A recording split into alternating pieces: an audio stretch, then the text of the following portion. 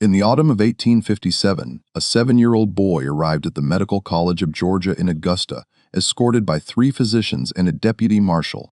His name was Joshua Bennett, and according to 14 separate medical examinations conducted across 4 southern states, he possessed a physiological peculiarity that contradicted every established principle of human anatomy known to science at that time. The boy could lower his heart rate to an imperceptible level at will, remaining conscious while appearing clinically dead for periods exceeding 20 minutes. Newspapers from Richmond to New Orleans published accounts of his demonstrations, yet medical journals refused to document his case, and within 18 months of his arrival in Augusta, every record of Joshua Bennett's existence had been systematically removed from institutional archives. What the medical establishment discovered about this child went far beyond anatomical curiosity, touching upon questions of human capability that threatened the very foundations of racial science in the antebellum South. Before we continue with the story of Joshua Bennett and the conspiracy that erased him from history, I need you to do something. If stories of forgotten medical mysteries and the dark secrets of American science intrigue you, subscribe to this channel and hit that notification bell, and tell me in the comments what state are you watching from. Let's see how far these stories reach. The medical anomaly that brought Joshua Bennett to the attention of the Southern medical establishment would challenge not only the scientific understanding of 1857, but the entire ideological framework upon which a society had built itself. Augusta, Georgia in 1857 stood as one of the most progressive medical centers in the American South. The Medical College of Georgia, established in 1828, had earned recognition for its anatomical research and surgical innovations. The institution's faculty included some of the most distinguished physicians in the region, men who had studied in Philadelphia and Edinburgh, who published in prestigious journals, and who commanded respect throughout the medical community. The city itself thrived on cotton wealth, its economy dependent upon the labor of thousands of enslaved people who worked the surrounding plantations. Augusta's population of 18,000 included a sophisticated merchant class, prosperous planters, and a growing community of European immigrants drawn by the city's commercial opportunities. The Savannah River commerce brought international connections, and the newly completed railroad linked Augusta to the broader Southern economy. Within this context of prosperity and scientific ambition operated Dr. Samuel Cartwright's disciples, physicians who had embraced the racial theories emerging from medical schools across the South. These theories, published in respected journals and taught in medical colleges, proposed fundamental physiological differences between races. Dr. Hattie, Josiah Not Types of Mankind had appeared just 3 years earlier, arguing that separate species of humans existed, each with distinct anatomical and intellectual capacities. These weren't fringe theories. They represented mainstream medical opinion taught at Harvard, the University of Pennsylvania, and throughout Southern institutions. Dr. Harrison Graves, Dean of the Medical College of Georgia, had built his reputation on anatomical research. At 46, he had published 17 papers in medical journals, served on the boards of 3 hospitals, and trained dozens of physicians who now practice throughout the South. His particular interest lay in comparative anatomy, studying anatomical differences between populations to establish what he believed were scientific foundations for social order. Dr. Margaret Pritchard represented an anomaly herself in 1857 medicine. At 32, she was one of perhaps a dozen female physicians practicing in the United States, having earned her medical degree from the Female Medical College of Pennsylvania in 1853. She had returned to her native Georgia to practice among women and children, her presence tolerated rather than welcomed by the medical establishment. Her father's wealth and connections had secured her a marginal position at the medical college, teaching obstetrics to midwives, researching maternal mortality, conducting examinations that male physicians preferred to avoid. She worked in the shadows of the institution, her research unpublished, her observations unrecorded in official proceedings. The arrival of Joshua Bennett in September 1857 came through unusual channels. A physician in Savannah, Dr. Theodore Brennan, had written to Dr. Graves describing a case that had left him professionally disturbed. A plantation owner had brought a young enslaved boy to Dr. Brennan's office, claiming the child could stop his heart at will. The plantation owner, Edward Hartwell, had witnessed the boy demonstrate this ability multiple times and had consulted Dr. Brennan to determine if the child was feigning or if some genuine physiological mechanism existed. Dr. Brennan's letter detailed his examination with clinical precision. Using a stethoscope, still a relatively new instrument in American medicine, he had listened to the boy's chest as Joshua concentrated. Within 30 seconds, the heartbeat had slowed from a normal childhood rate of approximately 90 beats per minute to fewer than 20.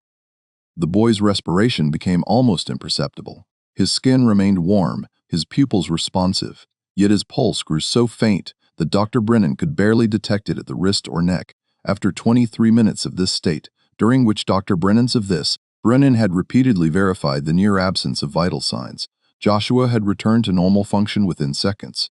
I cannot explain what I observed. Dr. Brennan had written, "The child remained conscious throughout, responding to simple commands with eye movements when I instructed him not to speak.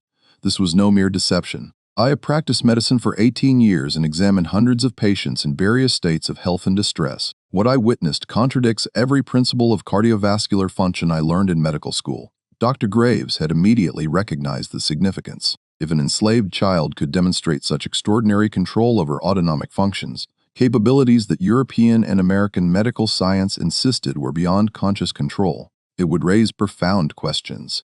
Questions about human potential, questions about the supposed limitations of certain populations, questions that could undermine the entire scientific edifice supporting slavery. He had arranged for Joshua's transfer to Augusta, compensating Edward Hartwell handsomely for the boy's time. The plantation owner had agreed to a 6-month loan of the child for medical study, seeing potential profit in whatever discoveries emerged. Joshua arrived on September 14, 1857, accompanied by Dr. Tound, Brennan, and 2 other physicians who had examined him in Savannah. The boy himself appeared unremarkable at first glance, small for his 7 years, quiet with the careful mannerisms of a child who had learned early to navigate dangerous adult attention. He spoke little, answered questions with minimal words, and watched the physicians with an expression that revealed nothing.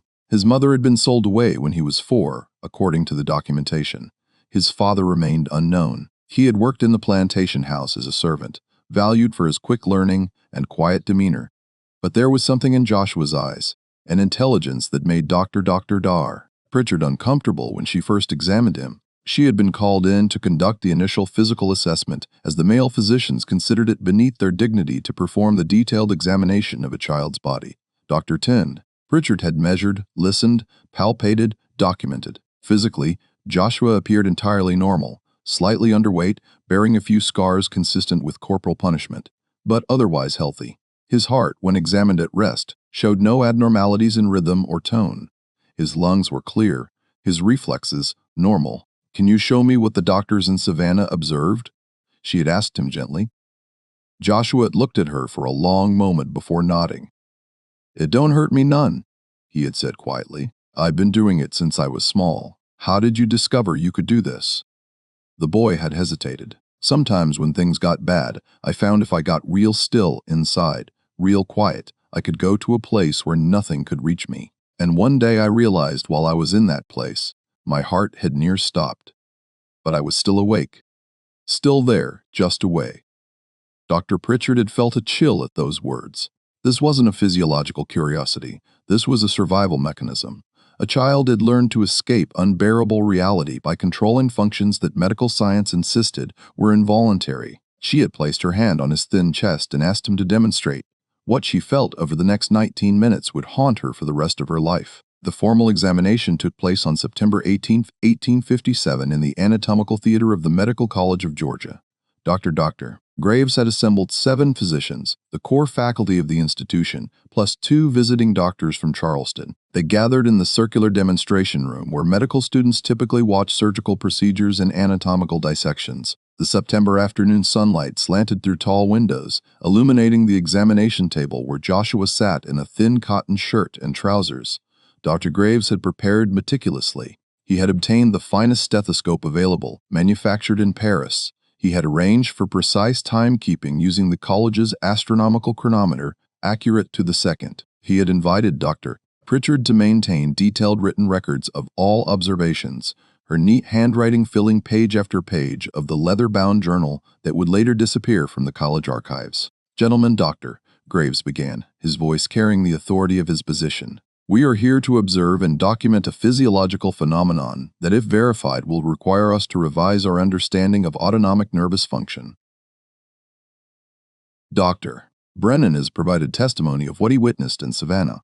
"Today we will conduct a rigorous examination under controlled conditions." Joshua sat very still on the table, his legs dangling over the edge. He looked smaller in the large room, surrounded by white men in dark coats carrying the instruments of medical inquiry. Doctor, stand. Pritchard stood to the side with her journal, her face carefully neutral, but her hand trembled slightly as she prepared to write. Joshua, Doctor, Graves said, his tone taking on the particular cadence white Southerners used when addressing enslaved people, neither kind nor cruel, but firmly establishing hierarchy. These gentlemen are going to examine you. You will cooperate fully. Do you understand? Yes, sir. Dr. Brennan has told us you can slow your heart. Is this true? Yes, sir. Show us. The boy took a slow breath and closed his eyes. The room fell completely silent except for the ticking of the chronometer. Dr. Darker. Graves placed the stethoscope against Joshua's chest, his expression one of professional skepticism. The other physicians watched intently. For the first 30 seconds, nothing appeared to change. Then Dr. Graves's expression shifted, his eyes widened slightly. He held up one hand for silence, though no one had spoken. He counted under his breath, his lips moving soundlessly. Impossible, he murmured. He looked at Dr. Brennan. You are correct. The rate is dropping precipitously. He gestured to Dr. Edmund Wright, the college's professor of physiology. Verify this. Dr. Wright took the stethoscope, listened, and his face went pale. I count fewer than 15 beats per minute. This should not be compatible with consciousness. They tested Joshua's responsiveness. Dr. Graves snapped his fingers near the boy's face. Joshua's eyes opened, tracking the movement, though he remained in his slowed state. They asked him to raise his right hand. He did so, the movement slow but deliberate. They prize-cricked his finger with a lancet. He flinched, a small drop of blood welling up. He's conscious, Dr. Wright said, his voice tight with confusion, fully conscious with a heart rate that should indicate imminent death. Dr. Pritchard wrote furiously, documenting every detail. She noted the time. 3 minutes had passed since Joshua had entered his altered state. His skin remained its normal color. He was not cyanotic. His breathing had slowed but continued. The pulse at his wrist was barely palpable but present. They continued the examination for 27 minutes. Throughout that period, Joshua remained in his slowed state, responding to commands, maintaining consciousness, defying every principle of cardiovascular physiology the physicians had learned. Several doctors took turns with the stethoscope, each verifying what seemed impossible. A heart beating so slowly it should not sustain life, yet a child remaining awake and aware. When Dr. Graves finally told Joshua he could stop, the boy took another deep breath, and within seconds, his heart rate normalized. The transition was so swift, it seemed almost supernatural, though Dr. Pritchard noted that it appeared to be under the same conscious control as the slowing had been. The physicians stood in stunned silence. Finally, Dr. Robert Kimball from Charleston spoke, his voice shaking slightly. Gentlemen, I have practiced medicine for 23 years. I have examined hundreds of Negro slaves in the course of my work. What we just witnessed contradicts everything I have been taught about the physiological limitations of the African race. Those words hung in the air like smoke. Dr. Pritchard felt her stomach tighten. She understood immediately what Kimball meant and what his statement implied for everyone in that room. The entire foundation of Southern medical science rested on the premise of fundamental physiological differences between races. Dr. Samuel Cartwright had published papers describing drapetomania, the supposed disease that caused slaves to flee captivity. Dr. Josiah Nutt had argued that Negroes possessed smaller lung capacity, inferior cranial capacity, reduced intellectual function.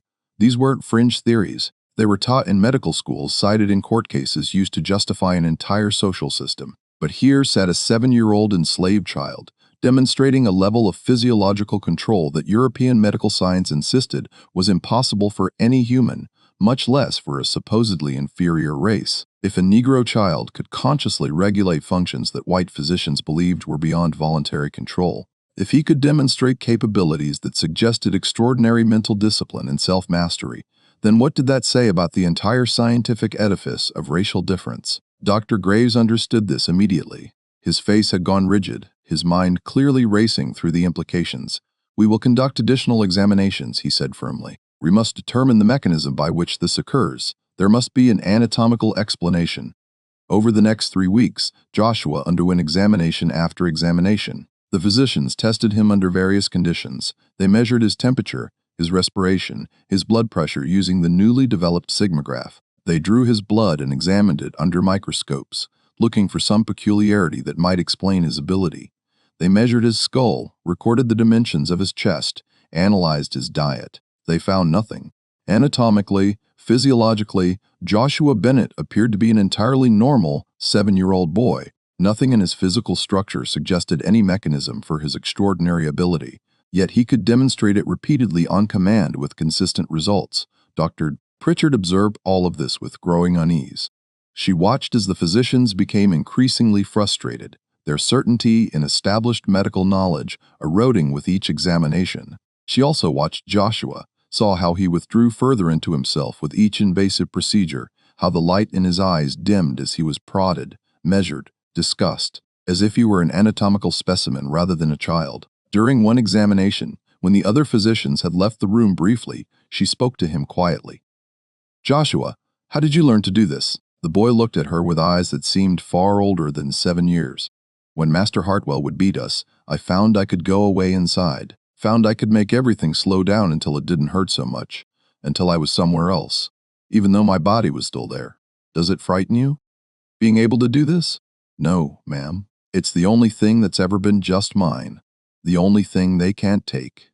Those words echoed in Dr. Pritchard's mind as she continued documenting the examinations. This child had developed a survival mechanism in response to trauma, had taught himself to control his own physiology as a defense against unbearable suffering. And now white physicians were examining him like a curiosity, never considering the human cost of his ability. As October arrived and the examinations continued, tensions began to emerge among the faculty. The initial scientific excitement had given way to something darker, a growing recognition that Joshua's existence posed a threat to their entire worldview.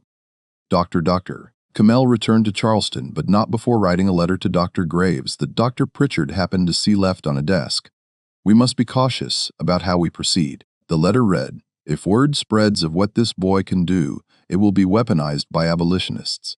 They will claim it demonstrates Negro capabilities equal or superior to whites. The social implications are profound." Other physicians began expressing similar concerns. Dr. Tenso Wright argued in a faculty meeting that they should publish their findings, that science demanded documentation regardless of social consequences.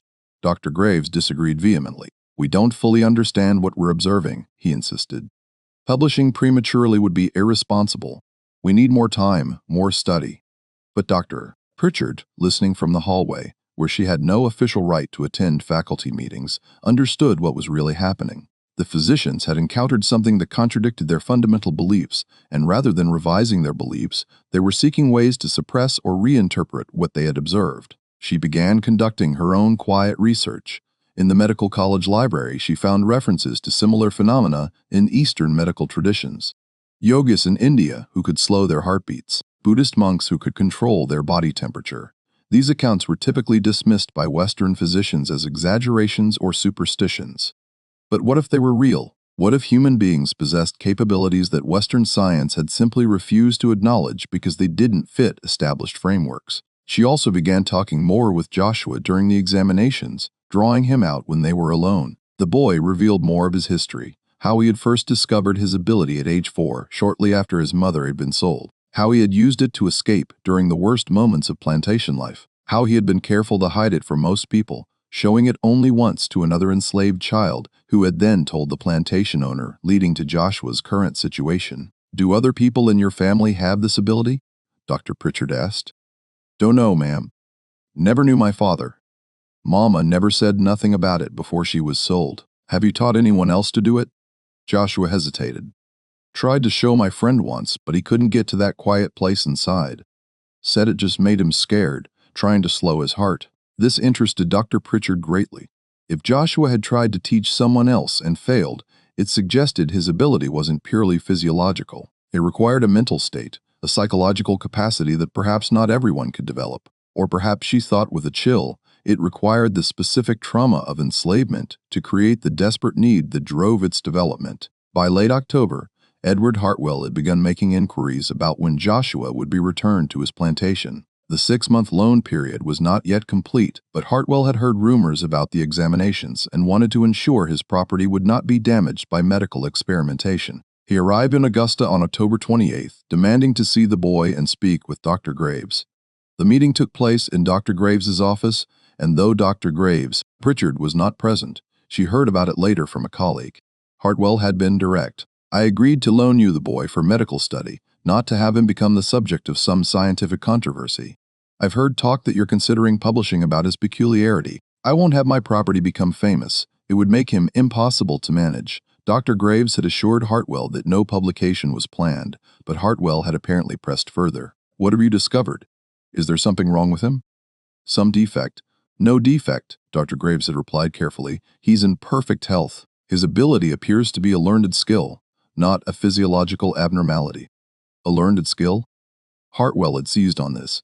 You mean any Negro could learn to do this? The question hung in the air, laden with implications. If Joshua's ability was learned rather than innate, if it was a skill any human could potentially develop, then it said nothing about racial physiology. It was simply an unusual talent, like juggling or memorization. But if it suggested some untapped human potential, some capacity for self-mastery that slavery was supposed to preclude, Dr. Hochter. Graves had not answered directly, according to the account Dr. Pritchard heard. Instead, he had changed the subject, discussing the remaining examinations planned and assuring Hartwell that Joshua would be returned in good condition. But that conversation had consequences. Within days, Dr. Graves called a private meeting of the senior faculty. This time, Dr. Pritchard was explicitly excluded, but she had developed connections among the staff. A janitor who cleaned the meeting rooms, a secretary who filed documents. Through these connections, she learned what was decided. The faculty had voted to cease all examinations of Joshua Bennett. They would document what they had observed in sealed records available only to faculty members. They would not publish any findings. They would return the boy to Hartwell's plantation and recommend that his ability be suppressed rather than demonstrated. The official reason given was that further study had yielded no new insights, and that continued examination served no scientific purpose. The real reason, Dr. Pritchard understood, was fear. Fear of what Joshua represented. Fear of the questions his existence raised. Fear of undermining the entire scientific justification for slavery that these physicians had spent careers building and defending. She made a decision that would haunt her conscience for years to come. She began secretly copying the examination records. Working late at night in the medical college library, Dr. Culge, Pritchard transcribed the official examination records into her own private journal.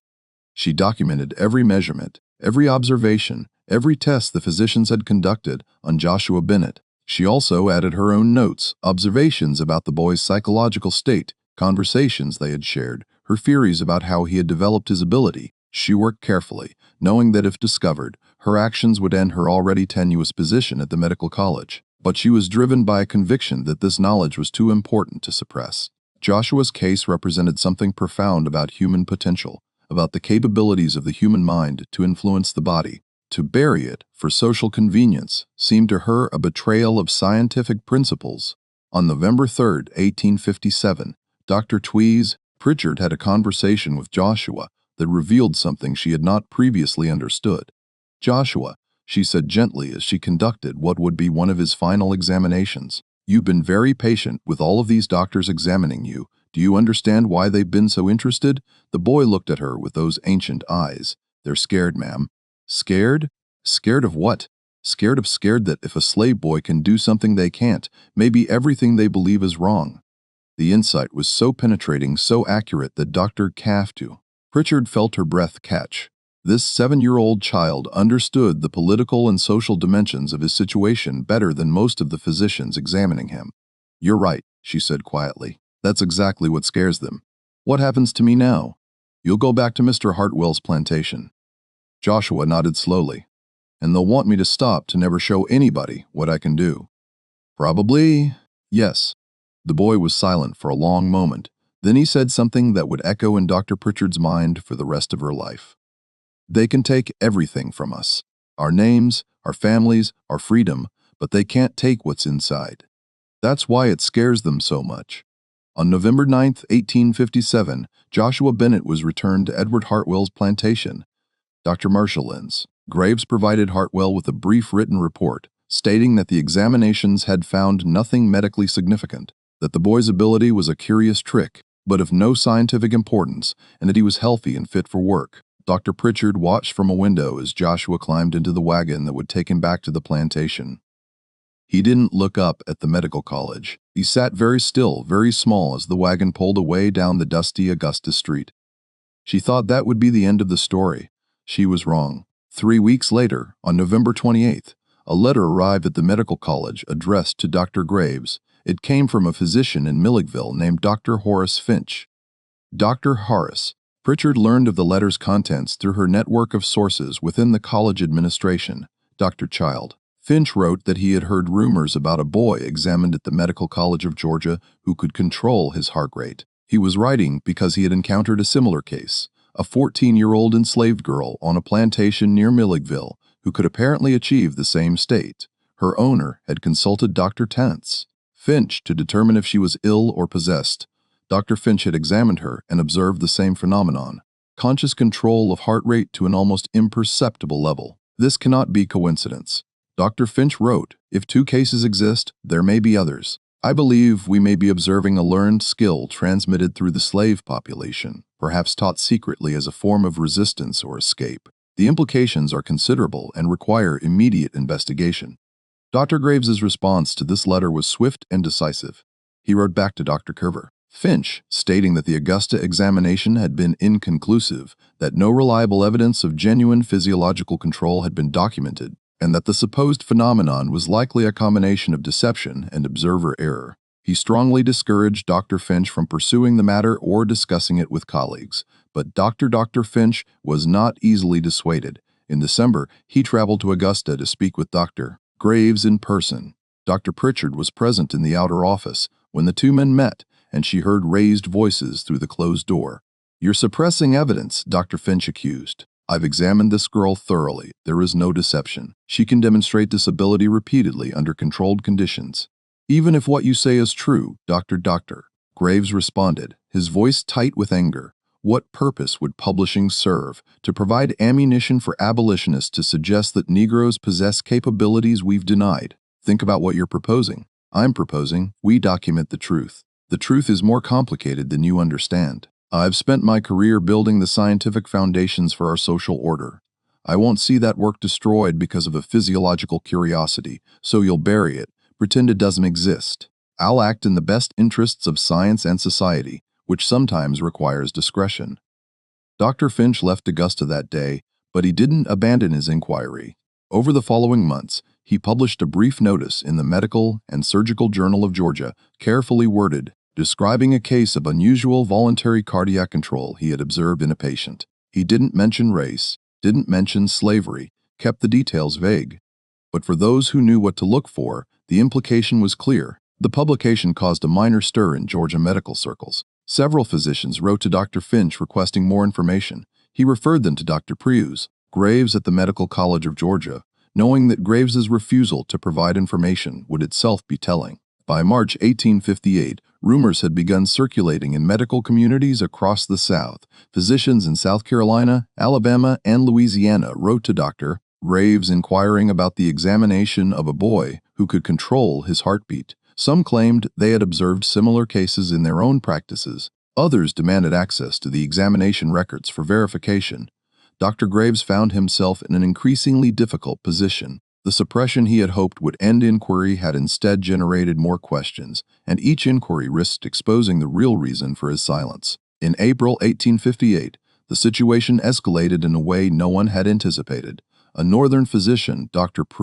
Charles Maggs from Philadelphia, published an article in the American Medical Times discussing cases of voluntary control over involuntary functions. Dr.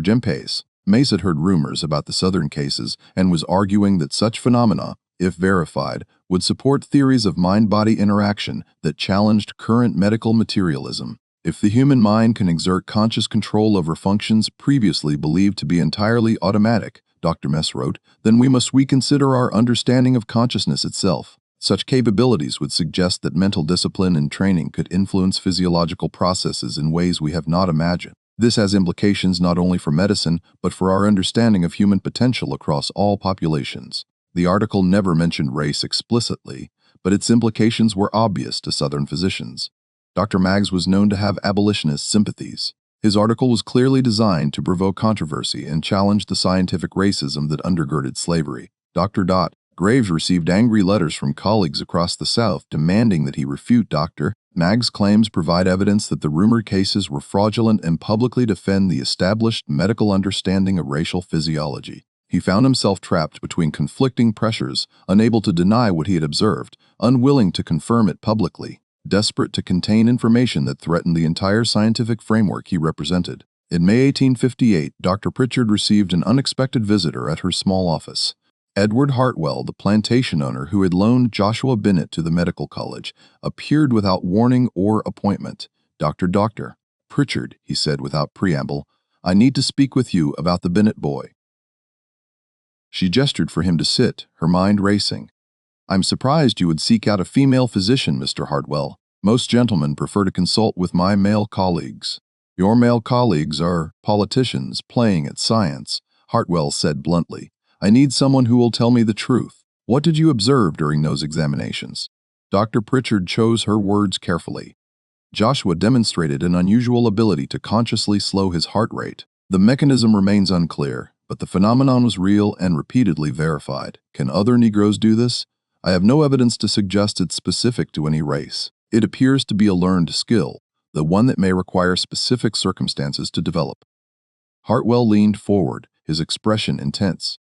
There's something you need to know. After Joshua returned to my plantation, I instructed my overseers to prevent him from demonstrating his ability. I didn't want him becoming some kind of curiosity or gaining status among the other slaves, but word had already spread. The other slaves knew what he could do. He paused, and Dr. Pritchard saw something she hadn't expected in his face. Not anger, but something closer to fear. Last month, one of my field hands nearly died from a beating.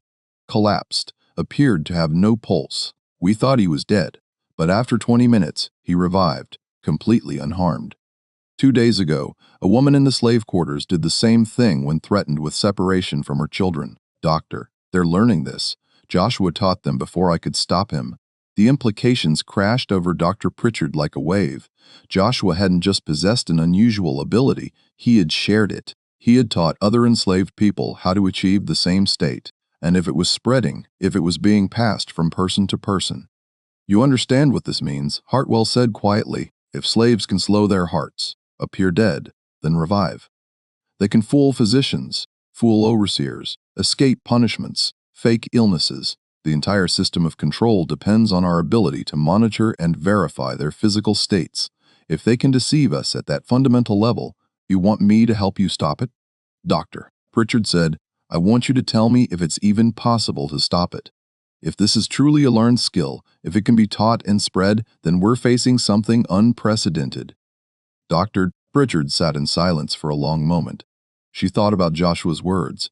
They can take everything from us, but they can't take what's inside. The child had understood something profound in teaching others his survival mechanism. He had given them a form of resistance that could not be physically prevented, could not be seen or measured, could only be discovered after the fact. I cannot help you suppress this, Mr. Hartwell, she said finally. As a physician, I cannot participate in efforts to deny people the ability to control their own physiology. Hartwell stood abruptly. Then you're a fool, Dr. Pritchard. And that he would spreads, when the whole South is dealing with slaves who can fake death, avoid punishment, deceive examination. Remember that you chose conscience over reason. He left, and Dr. Pritchard sat alone in her office, trembling. She understood now why the medical establishment had wanted to bury Joshua's case. It wasn't just about protecting racial theories, it was about preventing exactly what had happened. Knowledge spreading, resistance multiplying, a survival mechanism becoming a tool of defiance. That evening, she made copies of all her private notes and examination records. She packaged them carefully, addressing the package to her sister in Boston, a sister married to a prominent abolitionist and connected to networks that could ensure the information survived, even if the originals were destroyed. She was right to do so. On June 3, 1858, Dr. Graves summoned her to his office. His face was rigid with controlled anger. Dr. Richard, it has come to my attention that you have been discussing the Bennett case with unauthorized parties. I have discussed it with no one, sir. Don't lie to me. Edward Hartwell told me about your conversation. You refused to help him address a serious problem on his plantation.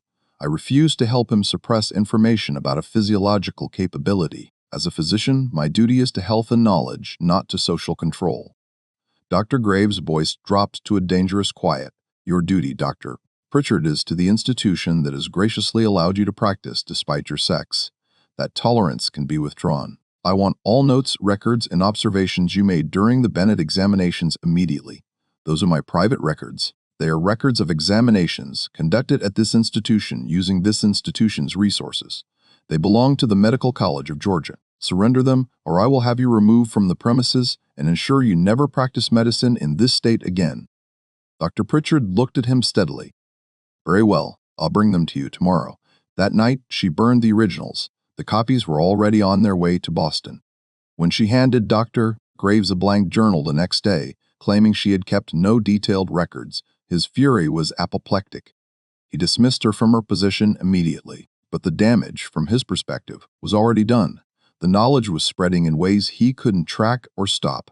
Through the summer of 1858, reports began filtering through Southern medical networks of enslaved people, demonstrating the ability to dramatically slow their vital signs. Physicians in Georgia, South Carolina, Alabama, and Mississippi documented cases, though none published them officially.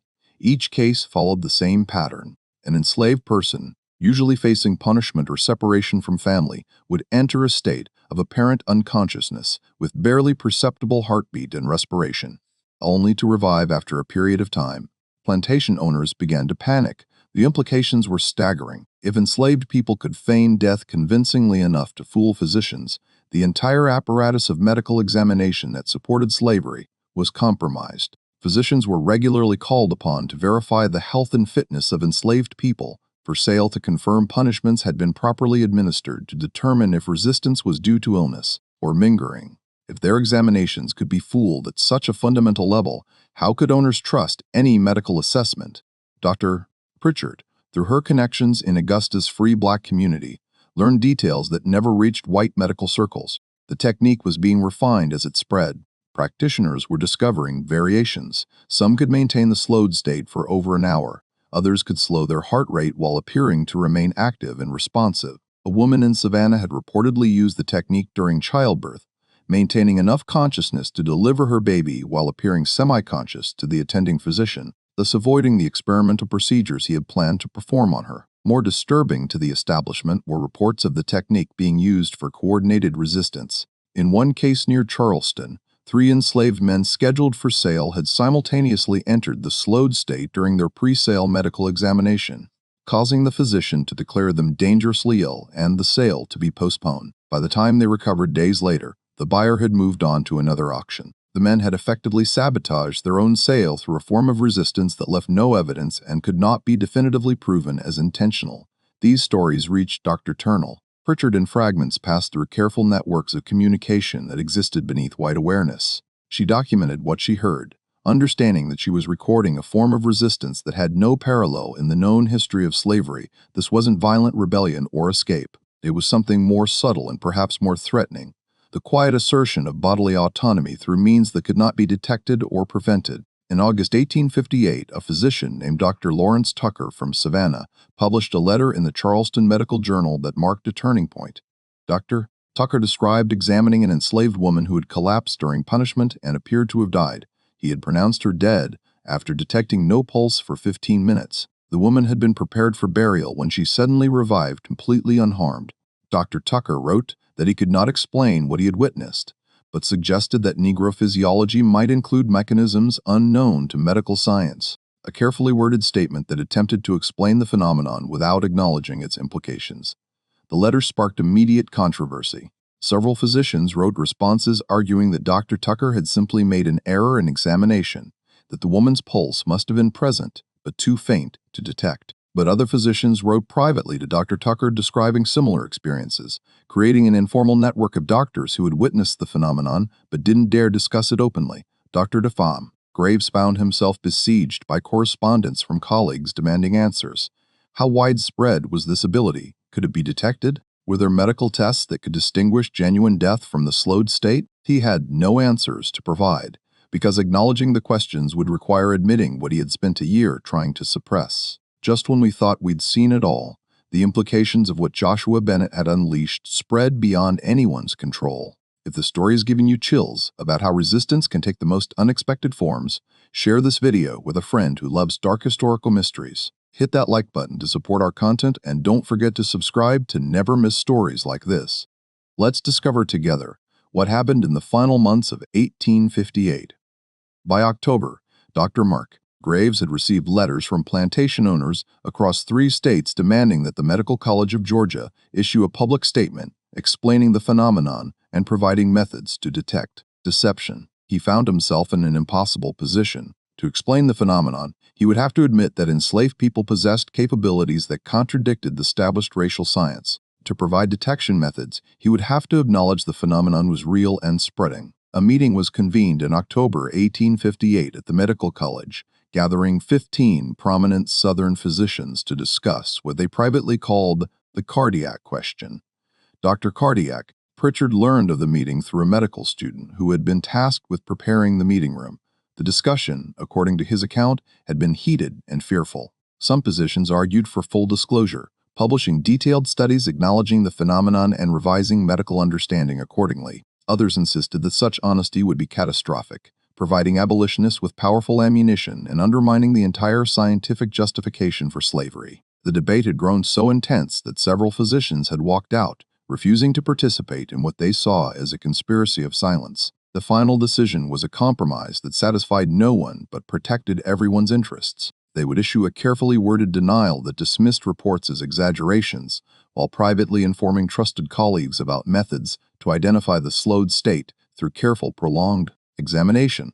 Physicians would be advised to never pronounce death without observing a body for at least 3 hours and to check for subtle signs of life that might indicate the slowed state rather than genuine death. His solution was to deny everything. In November 1858, the Medical College of Georgia published a brief notice in medical journals stating that rumors of voluntary cardiac control among the Negro population were unfounded based on observer error and misinterpretation of natural variation in heart rates.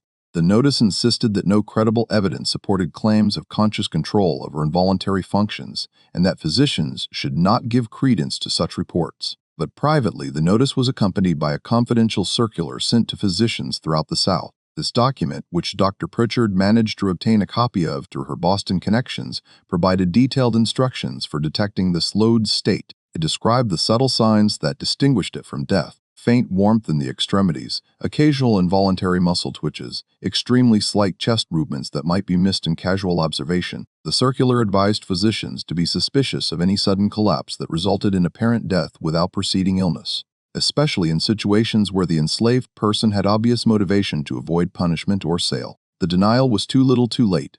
Physicians who had observed the phenomenon firsthand knew the truth, and among enslaved communities, the knowledge continued spreading, though it went underground, becoming something shared only in trusted circles, never demonstrated openly where it might be studied or prevented. Dr. Pritchard, no longer officially connected to any medical institution, continued her own quiet investigation. Through contacts in Augusta's free black community, she learned more about how the technique was being taught and used. The methodology was surprisingly sophisticated, the combination of focused breathing, meditation, and progressive relaxation that allowed practitioners to dramatically slow their heart rates while maintaining consciousness. It required practice and mental discipline, but it could be learned by most people willing to put in the effort.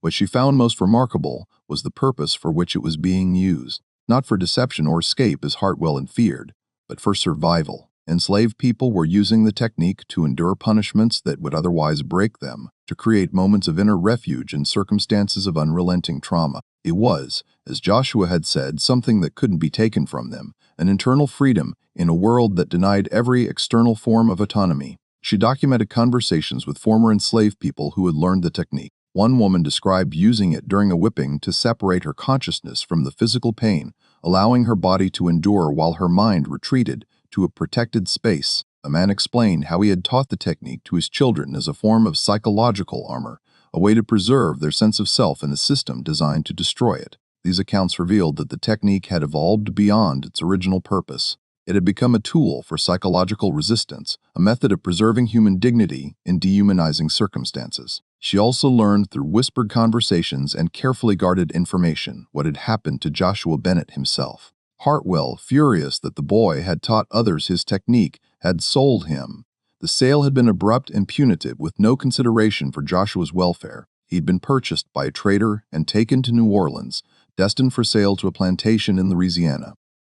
Dr. Pritchard made inquiries trying to track Joshua's fate. In December 1858, she received word that a boy matching Joshua's description had been sold at auction in New Orleans to a sugar plantation owner named Claude Deveau. Sugar plantations were notorious for their brutal conditions. The mortality rate among enslaved workers was higher than in any other form of plantation agriculture. The work was backbreaking, the punishment severe, the life expectancy short. She wrote to physicians in New Orleans asking if they had encountered any cases of voluntary cardiac control among enslaved populations in Louisiana. The responses she received were cryptic but suggestive. One physician wrote that he had heard rumors of such abilities but had never personally observed them. Another mentioned that plantation owners in the sugar parishes had reported incidents of enslaved workers appearing to die during punishment only to revive hours later, but these were generally attributed to heat prostration or other natural causes. In January 1859, Dr. Pritchard received a letter from her sister in Boston. The package of documents she had sent north had been shared with several prominent abolitionists and with physicians at Harvard Medical School. The case of Joshua Bennett was being discussed in anti-slavery circles as evidence of the fraudulent nature of racial science. Northern physicians were beginning to investigate voluntary control of autonomic functions, though they were careful not to mention the Southern cases directly. "Your documents have sparked considerable interest," her sister wrote. "Several physicians here are arguing that if such capabilities exist, they suggest human potential is far less bounded by physiology than Southern science claims. The implications for the slavery debate are significant, but in the South, the official position remained unchanged." The Medical College of Georgia's denial stood. No medical journals published articles about voluntary cardiac control in enslaved populations. The examination records of Joshua Bennett were officially listed as lost in a file reorganization. Physicians who had observed the phenomenon were quietly pressured not to discuss it. The suppression was remarkably effective. Within 2 years, most medical professionals who hadn't directly witnessed the phenomenon dismissed it as rumor or fraud. The few documented cases were buried in private collections or destroyed outright. Dr. Margaret Pritchard left Georgia in 1860, moving to Pennsylvania, where she practiced medicine among working-class communities until her death in 1889. She never published her observations about Joshua Bennett, though she kept her private journals and occasionally shared the story with trusted colleagues. After her death, her papers were donated to the Female Medical College of Pennsylvania, where they sat unexamined in archives for decades. In her final years, Dr. Pritchard received occasional reports about the continued use of the cardiac control technique among African-American communities. A former patient, a freed woman who had escaped from Georgia in 1863, told her that the technique was still being taught in some communities, though always quietly and only to trusted individuals. The woman described it as a spiritual practice as much as a physiological one, a way of asserting control over one's own body in a world that had denied such control for generations. Dr. Richard also learned in 1867 of a peculiar incident during the Civil War. The Union Army physicians stationed in Louisiana had reported examining captured Confederate soldiers alongside formerly enslaved people who had joined Union forces.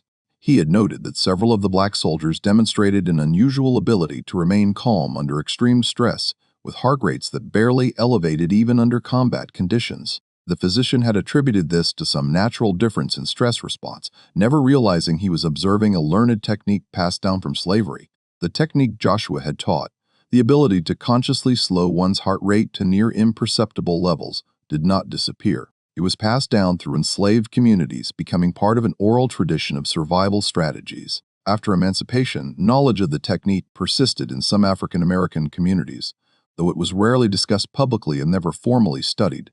In 1872, Dr. Colonel Pritchard encountered a physician from New Orleans at a medical conference in Philadelphia. During a private conversation, she carefully broached the subject of voluntary cardiac control, watching his reaction. The physician grew quiet, then admitted that he had observed such cases during his practice in Louisiana, but had never spoken of them publicly. "There were things we saw during slavery that we were not permitted to acknowledge," he said quietly. "Things that contradicted what we were supposed to believe about human capacity and racial difference. We learned to look away, to explain away what we saw, because the alternative was too threatening to our entire understanding of the world." He told her that he had once examined a young man on the Davol plantation. a teenager who had survived conditions that killed most within months. The boy had demonstrated unusual resilience and almost preternatural ability to endure. The physician had suspected the boy was using some technique to manage pain and stress, but he had never investigated further. When Dr. Pritchard asked the boy's name, the physician couldn't remember. There were so many, he said. We didn't always record their names. Dr. Pritchard wondered if that resilient teenager might have been Joshua Bennett, now grown, still surviving through the technique he had taught himself as a child.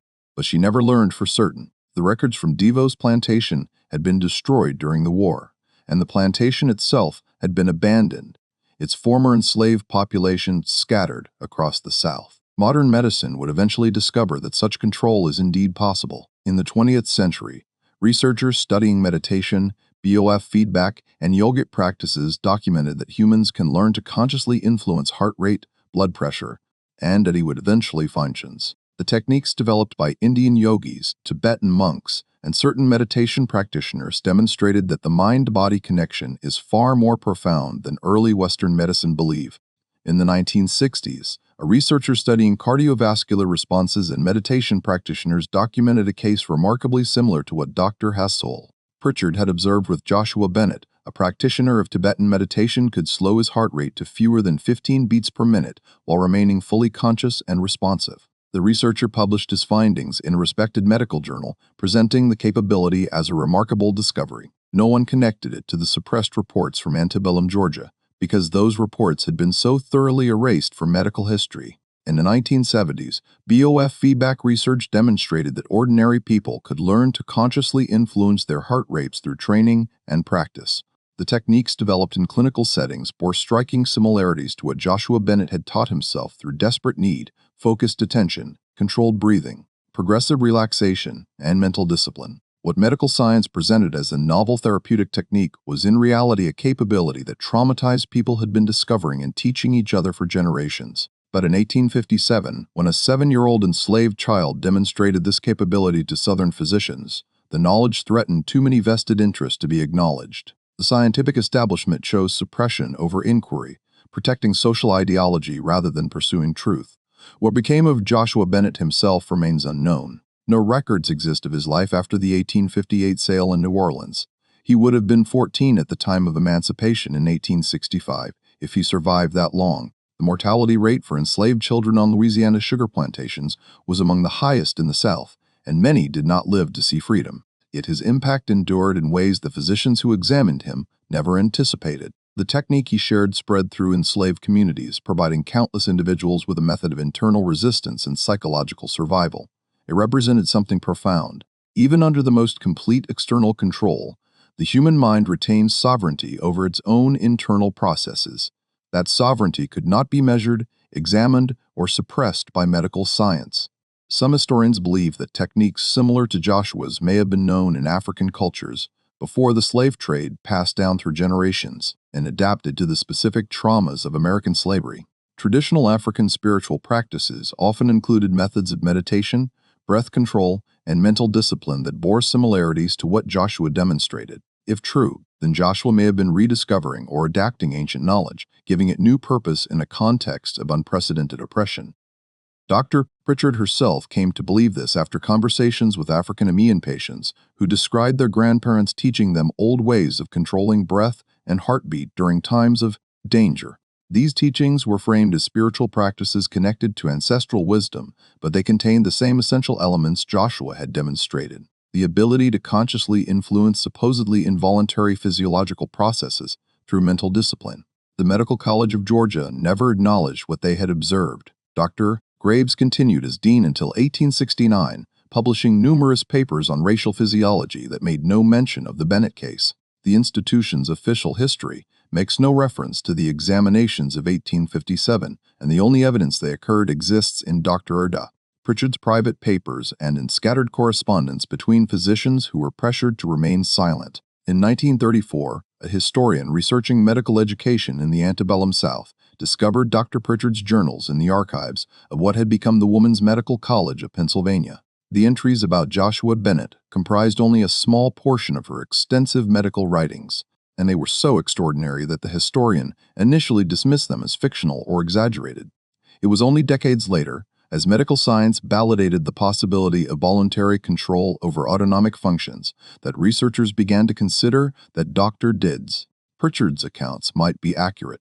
By then, any hope of verifying the story through institutional records had long since vanished. Those documents had been systematically destroyed or disappeared in the aftermath of the Civil War. What remains is the story itself of a 7-year-old boy who taught himself to control his heartbeat as a survival mechanism, whose existence threatened the scientific foundations of slavery, and that he would eventually have erased our medical history because the truth he represented was too dangerous to acknowledge. Joshua Bennett demonstrated something that Southern medical science had spent decades denying: that human capabilities are not bounded by race, that the mind possesses profound influence over the body, and that even in the most oppressive circumstances, people can develop extraordinary means of resistance and survival. The medical establishment of 1857 chose to bury that truth. They suppressed evidence, destroyed records, and silenced witnesses because preserving their social order mattered more than scientific integrity. In doing so, they revealed the deepest fear underlying slavery. Not that enslaved people were incapable, but that they possessed capabilities that owners could neither control nor comprehend. This case shows us how institutional power can suppress inconvenient truths, and how the most profound forms of resistance sometimes operate in silence, spread through whispered teachings, and survive, not in official records, but in the memories and practices of oppressed communities. What do you think of this story? Did Joshua Bennett's technique truly spread as Dr. Pritchard believed, or were the later reports exaggerated by fear and rumor? Leave your comment below if you enjoyed this tale and want more stories of forgotten medical mysteries and hidden resistance. Subscribe, hit the notification bell, and share with someone who loves history's darkest corners. See you in the next video. Tant Nui.